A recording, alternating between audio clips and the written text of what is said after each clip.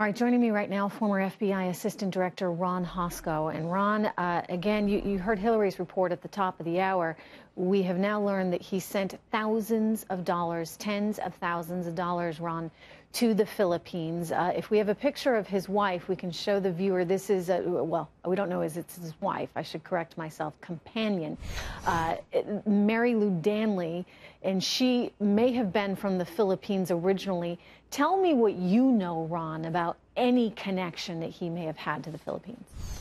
Well, I think, Trish, that this is, these tidbits are what we need to know more from law enforcement about, particularly the particulars of his relationship with this woman. The notion of him traveling or sending tens of thousands of dollars overseas. There's a purpose behind that. We need to find out who was the recipient. Is she the intended recipient? Did he know this plan was coming? Did she know this plan was coming and going to be put into effect? And this was his way of starting to funnel money to her.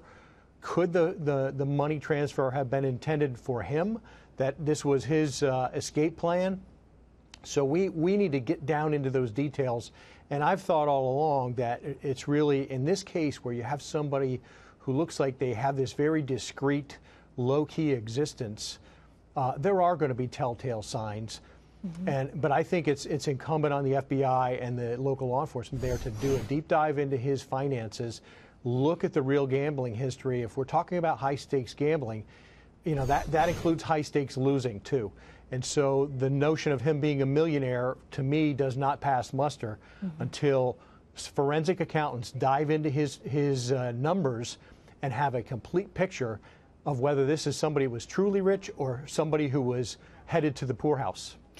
Yeah, and again, I know the FBI has said there's no connection to ISIS, but still those questions linger because ISIS tried to claim this attack. That may be them just desperate, trying to claim any attack that happens. But I think people are struggling to try and make sense of this in some way, shape, or form. And so trying to understand a motive is critical to all of this.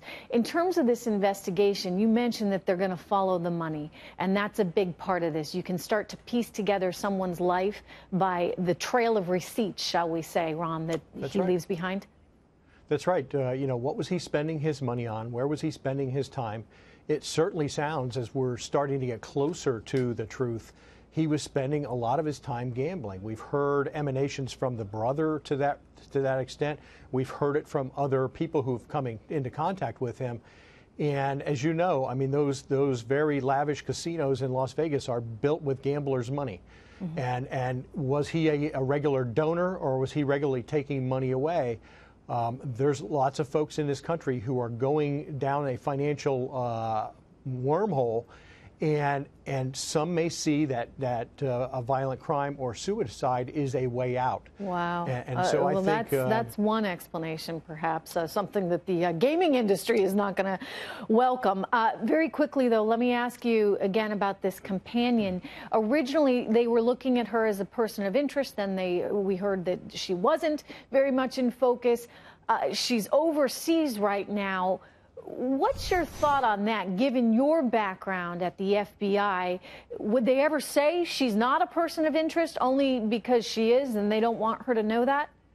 Yeah, I think there is a good possibility, you're exactly right, that they're trying to lower the temperature. She's certainly a person of interest because of her relationship with him and him checking in using an ID for her. So they're going to certainly, put her on the radar. She's on the radar. Yeah. And I think it would be prudent for them to kind of lower the temperature. The FBI has legal attachés across Asia, across the world. And certainly to the extent that the Japanese would facilitate it, I would think that the FBI's legal attaché there may have already interviewed her. They may be going back with follow-up questions, or perhaps they're just, being friendly hosts and enabling a ride back home so that she can be interviewed in Las Vegas. But she certainly needs to be debriefed in a very thorough manner.